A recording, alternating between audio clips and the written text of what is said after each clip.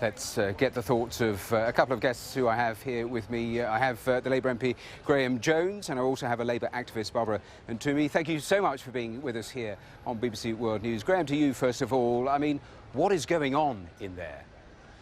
I think that there's obviously an issue. I think people have had the vote of no confidence and people have expressed their opinion, and it's now with the leader's office to try and resolve that. It seems like a total impasse, though. Well, the Daily Mirror this morning, the editorial said it's an impasse, and it's an impasse that has to be broken. But I think MPs have expressed themselves. We don't have a leadership contest, and it's down to the leader's office now to try and resolve the issue. Barbara, how do you resolve the impasse?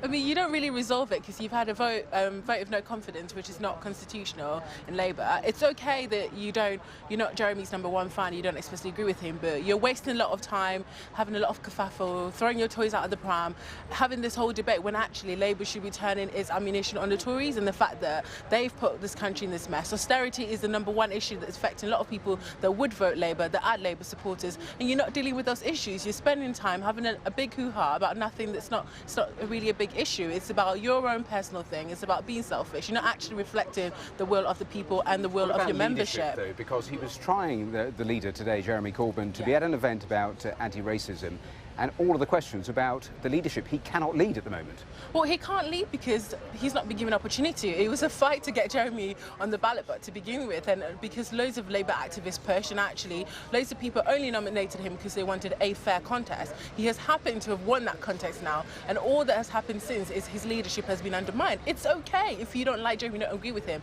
but the people have spoken. Can we get on with the issues of today? Graham Jones, people have spoken. Get on with the issues. Well, they have spoken. Our vote share in the last election went from 38% 4 years ago on the electoral cycle in 2016 to 31%. That's a huge drop.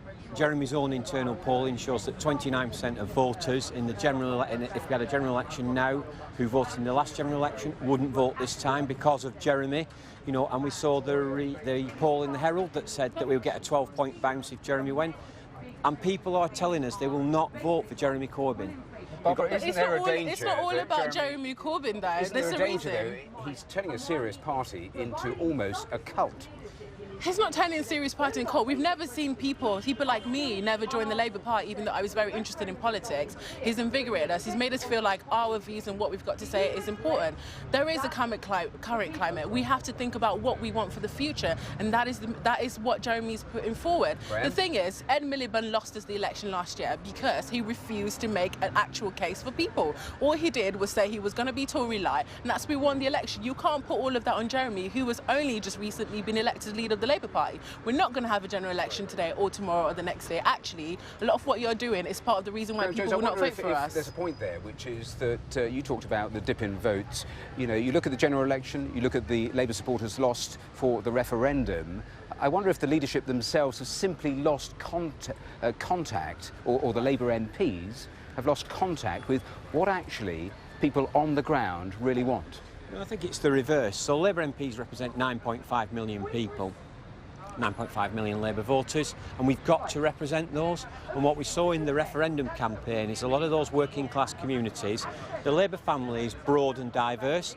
A lot of those areas don't believe in Jeremy Corbyn. They didn't listen to his message. They voted leave. He had no traction. The things he was saying that we should be pro-immigration were going against what people were saying on the door, that immigration's a major issue. No, immigration is not a major issue. Immigration has it's the reason why I'm still here today, and I contribute to that society. My mother has been here for 15 years and contributed to society. The issue is austerity. Austerity is the reason why people don't have no job. Austerity is why living centres are being driven by. Not immigration. Migrants can't make the laws and enforce them, Barbara, so why are they being blamed for everything? I have to interrupt you because we are simply out of time. So Barbara Ntumy and Graham Jones, thanks both for debating that with us here on BBC World. We're back with plenty more reaction here from Westminster in a moment or two.